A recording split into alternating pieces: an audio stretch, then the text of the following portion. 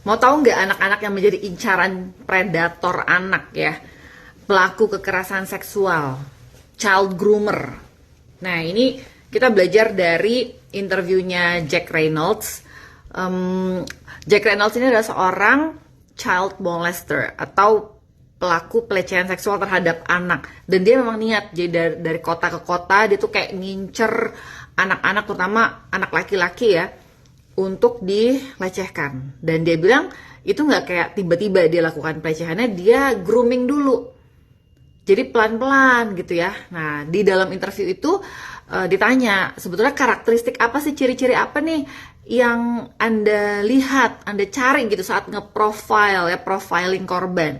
Nah, kita mau belajar dari situ supaya anak-anak kita terhindar ya dari child predator. Ternyata yang di profiling itu pertama adalah keluarganya.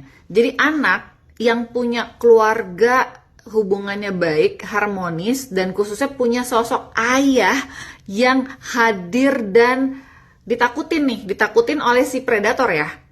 Ayah yang menjadi ancaman itu bisa jadi terhindar ya dari incaran si predator anak. Jadi ayah penting banget nih, peran ayah. Ayah harus jadi ancaman buat predator di luar ya. Jadi jangan jadi ancaman di dalam rumah dong. Oke, jadi penting banget punya sosok ayah tuh yang laki gitu. Supaya orang lain nggak berani macam-macam ya sama anak. Yang kedua, ternyata anak yang punya tempat bercerita, punya keluarga, punya teman-teman buat dia bisa bercerita. Jadi kata si Jack Reynolds ini, dia nggak akan ngincer anak yang, wah dia kayaknya orangnya bisa cerita nih, punya teman cerita, ya sosialisasinya bagus, itu akan keluar dari incarannya. Yang ketiga, anak yang memang berteman, ya dia nggak sendirian, karena predator anak tuh akan mengincar anak yang sendirian, yang kesepian, lonely, yang butuh perhatian, butuh pertolongan gitu, sehingga si predator ini akan datang sebagai hero, superhero, dan orang tuanya juga jadi nggak curiga gitu kan. Bahkan bisa jadi yang ditolong adalah orang tuanya, sehingga orang tua kayak merasa terbantu gitu sama si predator anak ini ya, si child groomer ini. Jadi kalau bisa anak tuh memang harus punya pertemanan, kegiatan, jangan sendirian-sendirian.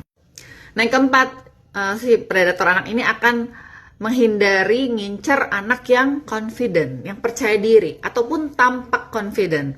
Jadi memang kita perlu mengajarkan anak untuk membuat mereka lebih berani, lebih percaya diri, lebih bisa berkata tidak, bisa speak up gitu ya.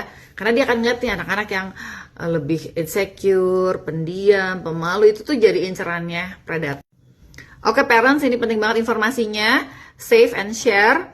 Follow saya juga jangan lupa. Semoga kita dan anak-anak kita semua terhindar ya dari tindak-tindak kekerasan seksual, kekerasan lain-lainnya. Dan kita semua aman-aman aja. So what do you think about this? Tulis di kolom komentar.